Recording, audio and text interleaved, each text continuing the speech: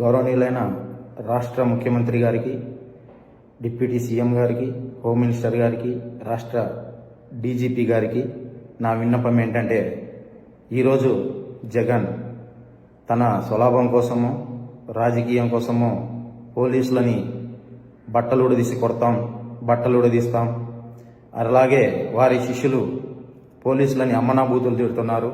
మా దగ్గర తుపాకులు ఉన్నాయి, మీ దగ్గర తుపాకులు ఉన్నాయి, రండి ఎవడడ్డం వస్తాడో అని రెచ్చగొడుతున్నారు. ఈ విధంగా రెచ్చగొట్టే పరిస్థితులు ఉత్పన్నమైనప్పుడు లేదా కింది స్థాయి ఉద్యోగస్తులను భయపడిస్తున్నప్పుడు ప్రజాస్వామ్యం చాలా క్రిటికల్ పొజిషన్లో ప్రజాస్వామ్యానికి ముప్పు వాటిల్లే పరిస్థితులు ఉన్నాయి.